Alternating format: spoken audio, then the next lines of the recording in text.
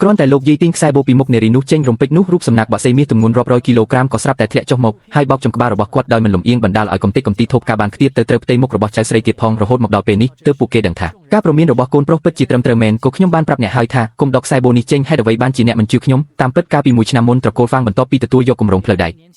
ក៏បានកាត់ផ្តាច់នៅហុងស៊ុយរបស់ត្រកូលដោយអចេតនាហើយចាប់ពីពេលនោះមកគ្រួសារនេះក៏ត្រូវរងនៅទុនកម្មពីស្ថានសុខមិនត្រឹមតែម្ដាយក្នុងផ្ទះកើតជំងឺចម្លែកនោះទេសូម្បីតែមេគ្រួសារក៏កើតជំងឺធ្ងន់ធ្ងរផងដែរក្នុងភាពអស់សង្ឃឹមមេគ្រួសារបានស្វែងរកនាងកញ្ញាប៉ៃដែលមានអំណាចពិសេសដោយលុតជង្គង់នៅមាត់ទ្វារពេញមួយថ្ងៃមួយយប់រហូតដល់ហូរឈាមនាងកញ្ញាប៉ៃទើបជឿលើភាពស្មោះត្រង់របស់គាត់ប៉ុន្តែដើម្បីឲ្យត្រកូលហ្វាងអាចឆ្លងផុតគ្រោះមហន្តរាយនេះដោយសុវត្ថិភាពមេគ្រួសារត្រូវតែប្រើជីវិតរបស់ខ្លួនដើម្បីដោះដូរទី2នាងកញ្ញាប៉ៃក៏ត្រូវតែអ្នកនៅក្នុងត្រកូលហ្វាងឲ្យគ្រប់1ឆ្នាំផងដែរ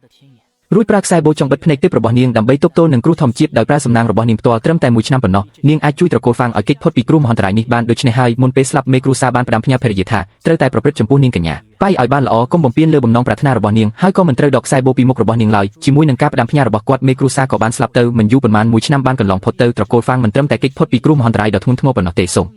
្បីតែអាជីវកម្មក៏មានការរីកចម្រើនខ្លាំងហើយផ្ទះក៏មានភាពអ៊ូអរដូចដើមវិញខ្ញុំបានលះបង់ខ្លួនឯងចូលក្នុងរឿងនេះត្រកូលហ្វាងបានប្រើខ្សែបូចង់បិទភ្នែកទើបរបស់ខ្ញុំដើម្បីជួយត្រកូលហ្វាងឲ្យគេចផុតពីទុនកម្មស្ថានសុខគ្រាន់តែឆ្លងផុតដោយសុវត្ថិភាពនោះទុនកម្មស្ថានសុខនឹងបាត់ទៅនៅថ្ងៃស្អែកនៅពេលនេះកូនប្រុសរបស់មេគ្រួសារបានមកប្រាប់ថាពិធីជប់លៀងខួបកំណើតចិត្តចាប់ផ្ដើមហើយសូមអញ្ជើញនាងកញ្ញាប៉ៃឲ្យឆាប់ទៅអង្គុយនរណាទៅដឹងថាបន្ទាប់ពីគាត់មកដល់សាលពិធីជប់លៀងចៅស្រីម្នាក់នៅក្បែរនោះបែរជាចាប់ផ្ដើមត្អូញត្អែទៅវិញនាងនិយាយថានាងកញ្ញាប៉ៃបានស៊ីផឹកឥតប្រយោជន៍ពេញ1ឆ្នាំហើយអ្វីដែលនាងប្រើប្រាស់សុទ្ធតែល្អបំផុតការចំណាយរបស់នាងម្នាក់ឯងច្រើនជាងការចំណាយរបស់មនុស្សគ្រប់រូបក្នុងផ្ទះទៅទៀតសូម្បីតែបងប្រុសរបស់គាត់ក៏ត្រូវបម្រើនាងដូចជាទីសកលពេញមួយថ្ងៃដែរស្បែកជើងស្បែកមែនទេតើខ្ញុំគួរទៅណាសកម្មភាពនេះក៏បានធ្វើឲ្យភ្ញៀវទាំងអស់យល់ច្រឡំថានាងកញ្ញាប៉ៃជាគូដណ្ដឹងរបស់បុរសនោះការយល់ច្រឡំនេះបានធ្វើឲ្យនារីមានគំនិតអាក្រក់នោះព្រួយបារម្ភយ៉ាងខ្លាំងនាងខ្លាចថានាងកញ្ញាប៉ៃនឹងដណ្ដើមយកបុរសរបស់នាងទើបនាងចង់រួមដៃជាមួយប្អូនស្រីរបស់បុរសនោះដើម្បីបណ្ដេញនាងចេញពីត្រកូលហ្វាងពេលនេះជាឱកាសល្អបំផុតព្រោះបុរសនោះបានទទួលទូរស័ព្ទមួយដែលជាការហៅមកពីត្រកូលឈឹងក្នុងក្រុងសឹងឈឹងតាមពិតលោកតាត្រកូលឈឹងបានឈឺលើក្រែអស់រយៈពេល1ឆ្នាំហើយគ្រូពេទ្យប៉ុន្មានអ្នកក៏មិនអាចព្យាបាលបានដែរដោយដឹងថាខ្លួននឹងស្លាប់ទៅហើយគាត់ក៏បានឲ្យអ្នកបម្រើទៅត្រកូលហ្វាងដើម្បីស្វែងរកនាងកញ្ញាប៉ៃព្រោះនៅលើលោកនេះមានតែនាងកញ្ញាប៉ៃទេដែលអាចជួយគាត់បានបុរសនោះឬថាមានមនុស្សធំមកក៏ប្រាប់រឿងនេះទៅម្ដាយរបស់គាត់គួរឲ្យដឹងថាអាជីវកម្មពាក់កណ្ដាលប្រទេសស្ថិតនៅក្នុងដៃរបស់ត្រកូលឈឹងបើអាចតាក់ទងជាមួយត្រកូលឈឹងបាននោះត្រកូលហ្វាងនឹងរីកចម្រើនមិនធម្មតាឡើយម្ដាយក៏បានបញ្ជាឲ្យអ្នកបម្រើទៅរៀបចំពិធីជប់លៀងឲ្យបានល្អបំផុតហើយមិនអនុញ្ញាតឲ្យនរណាម្នាក់ស្លៀកពាក់បញ្ចេញស្មាឬខ្នងនោះទេអ្នកមិនចង់បណ្ដេញនាងចេញពីត្រកូលហ្វាងទេខ្ញុំមានផែនការមួយគីនេរីមានគំនិតអាក្រក់នោះក៏បានយកសម្លៀកបំពាក់បុណ្យសពដែលមនុស្សស្លាប់ពាក់មកបើម្ដាយឃើញមាននរណាម្នាក់ពាក់សម្លៀកបំពាក់បុណ្យសពនៅក្នុងពិធីជប់លៀងគាត់នឹងបណ្ដេញនាងចេញជាមិនខានតើនេះជាសម្លៀកបំពាក់នោះមែនទេបាទគឺឈុតនេះហើយតើអ្នកប្រកាសទេប្រកាសហើយគឺសម្ដីរបស់នាងកញ្ញាប៉ៃបានធ្វើឲ្យនារីមានគំនិតអាក្រក់នោះសង្ស័យថានាងមិនមែនជាមនុស្សធម្មតាទេបើមិនដូច្នោះទេហេតុអ្វីបានជានាងសួរម្ដងហើយម្ដងទៀតដើម្បីដោះស្រាយការសង្ស័យក្នុងចិត្តនារីមានគំនិតអាក្រក់នោះបានព្យាយាមទាញខ្សែបូពីភ្នែករបស់នាងចេញតែរំពេចនោះនាងក៏ត្រូវពន្លឺមាសមួយបានច្រានចេញនៅពេលនេះមេផ្ទះបានមកប្រាប់ថាលោកស្រីបានឲ្យអ្នកទាំងពីរទៅទីនោះមុនពេលចាក់ចេញនារីមានគំនិតអាក្រក់នោះបានផ្ដាំផ្ញើមេផ្ទះឲ្យមើលដោយផ្ទាល់ថានាងកញ្ញាប៉ៃបានបដូរសម្លៀកបំពាក់នៅក្នុងថាសហើយប៉ុន្តែនៅពេលដែលមេផ្ទះចូលទៅសម្លៀកបំពាក់បុណ្យសពនៅក្នុងថាសបានคล้ายជាសម្លៀកបំពាក់ពណ៌ស្វាយទៅហើយមិនយូរប៉ុន្មានពិធីជប់លៀងខួបកំណើតក៏ចាប់ផ្ដើមប៉ុន្តែនៅពេលដែលនារីមានគំនិតអាក្រក់នោះបានឃើញនាងកញ្ញាប៉ៃនាងក៏មើលទៅដោយមិនគួរជឿសូម្បីតែមេផ្ទះក៏បាននិយាយដែរថាសម្លៀកបំពាក់នៅក្នុងថាសនៅពេលចូលទៅគឺឈុតនេះប៉ុន្តែឥឡូវនេះអ្វីដែលសំខាន់បំផុតគឺក្មេងជំនាន់ក្រោយត្រូវតែធ្វើពិធីគោរពជូនពរមុនពេលត្រកូលឈឹងមកដល់នៅពេលនេះនារីមានគំនិតអាក្រក់នោះបាននិយាយថានាងកញ្ញាប៉ៃបានស៊ីផឹកឥតប្រយោជន៍នៅក្នុងត្រកូលហ្វាងអស់1ឆ្នាំហើយក៏ចាត់ទុកជាក្មេងជំនាន់ក្រោយម្នាក់ដែរសូម្បីតែម្ដាយរបស់នាងក៏គិតថានាងត្រូវតែលុតជង្គង់ទទួលការគោរពដែរគេឲ្យខ្ញុំលុតជង្គង់ទទួលការគោរពនៅលើលោកនេះគ្មាននរណាម្នាក់អាចទទួលការគោរពពីខ្ញុំបានទេជាសម្ដីនេះបានធ្វើឲ្យនារីនោះមិនពេញចិត្តភ្លាមខ្ញុំនឹងសាកល្បងមើលថាតើនាងអាចទទួលការគោរពមួយនេះបានឬអត់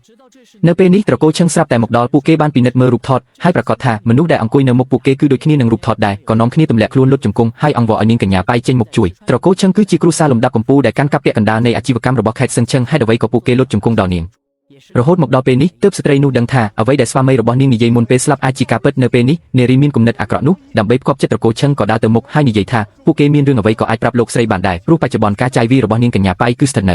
ៅក្រោមការមើលថែរបស់លោកស្រីដែលជាមេផ្ទះដូច្នេះលោកស្រីអាចសម្រេចចិត្តជំនួសពួកគេបានមេផ្ទះឃើញថាពួកគេអាចសម្រេចចិត្តជំនួសនាងកញ្ញាប៉ៃបានក៏បានបង្ហាញពីបំណងរបស់គាត់ភ្លាមនាងកញ្ញាប៉ៃលោកម្ចាស់របស់ខ្ញុំកំពុងស្ថិតក្នុងគ្រោះថ្នាក់ហើយគ្មាននរណាម្នាក់អាចព្យាបាលបានទេលោកគ្រូឮថាអ្នកមានសមត្ថភាពព្យាបាលដ៏អស្ចារ្យក៏បានចាត់ខ្ញុំឲ្យទៅអញ្ជើញអ្នកទៅត្រកូលឈឹងឃើញថាគ្រាន់តែជាបញ្ហាព្យាបាលជំងឺតូចតាចលោកស្រីដែលជាមេផ្ទះក៏គិតថាគាត់អាចសម្រេចចិត្តជំនួសនាងកញ្ញាប៉ៃបានប៉ុន្តែនៅពេលនេះនាងកញ្ញាប៉ៃក៏បានក្រោកឈរភ្លាម ដោយនិយាយថានាងមិនត្រឹមតែមិនយល់ព្រមប៉ុណ្ណោះទេសូម្បីតែយល់ព្រមក៏ត្រូវតែរងចាំដល់ថ្ងៃស្អែកសិនលោកស្រីមេផ្ទះដែលត្រូវគេបដិសេធក៏ខឹងយ៉ាងខ្លាំងហើយគំរាមបណ្ដេញនាងចេញពីផ្ទះនាងកញ្ញាប៉ៃក៏បានរំលឹកដោយស្ងប់ស្ងាត់ថាប្រសិនបើនាងចាក់ចេញត្រកូលហ្វាំងនឹងធ្លាក់ចូលទៅក្នុងគ្រោះមហន្តរាយដោយការពីមួយឆ្នាំមុនពេលដែលលោកស្រីមេផ្ទះភ្ញាក់ផ្អើលមិនដឹងធ្វើម៉េចលោកយាយក្នុងផ្ទះក៏បានមកដល់ពិធីជប់លៀងហើយបន្ទាប់ពីយល់ដឹងពីដំណើររឿងលោកយាយក៏នឹកឃើញភ្លាមថាកាលពីមួយឆ្នាំមុននាងកញ្ញាប៉ៃមើលឃើញច្បាស់ហេតុអ្វីក៏ឥឡូវនាងធ្វើជាខ្វាក់ហើយបិទខ្សែបូនាងកញ្ញាប៉ៃមិនបានឆ្លើយតបទេហើយលោកយាយក៏គិតថានាងចង់តាក់ទាញការចាប់អារម្មណ៍ក្នុងពិធីជប់លៀងខួបកំណើតទើបនាងព្យាយាមដកខ្សែបូចេញហើយធ្វើពុតជាអាចកំបាំងរួចក៏បានបញ្ជាឲ្យនាងដកវាចេញភ្លាមសូម្បីតែប្អូនស្រីក្នុងផ្ទះក៏ចាប់ផ្ដើមចាក់រុកថានាងបានស៊ីផឹកឥតប្រយោជន៍នៅក្នុងផ្ទះពេញមួយថ្ងៃក្មេងតូចចិត្តគំនិតជ្រាលជ្រៅដោយសារតែឃើញមុខលោកឆាងខ្ញុំនឹងមិនរាប់រឿងធ្វើពុតជាខ្វាក់របស់អ្នកទេឆាប់ដករបស់អបអង្គុលនេះចេញទៅហើយទៅជួយសង្គ្រោះមនុស្សនៅយប់នេះនាងកញ្ញាប៉ៃស្រាប់តែមានអារម្មណ៍ថាមនុស្សប៉ុន្មានអ្នកនេះពិតជាមិនស័ក្តិសមនឹងការលះបង់របស់មេគ្រួសារតកូលហ្វាំងឡើយទើបនាងក៏បានអនុញ្ញាតឲ្យលោកយាយដកខ្សែបូនេះចេញដោយនិយាយថាដរាបណានាងអាចទ្រាំទ្រនឹងផលវិបាកបាននាងអាចដកបានតាមចិត្តប៉ុន្តែលោកយាយបានសើចហើយនិយាយដោយមើងម៉ាត់ថានាងបានឆ្លងផុតគ្រោះមហន្តរាយស្លាប់រស់ទៅហើយតើខ្លាចផលវិបាកនៃការដកខ្សែបូមួយនេះឬតែគាត់មិនដឹងឡើយថាបើមិនមែនជានាងកញ្ញាប៉ៃនោះ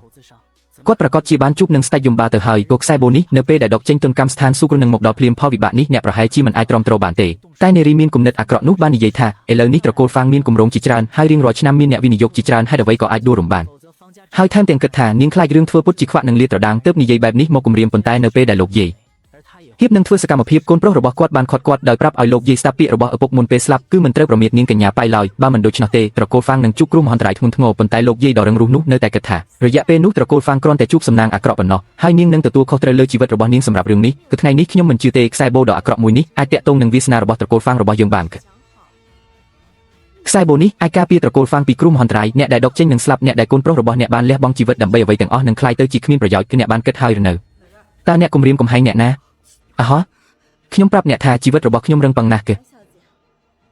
អ្នកណាក៏មិនអាចទៅបានដែរអ្នកទៅជួបគាត់ភ្លាមទៅ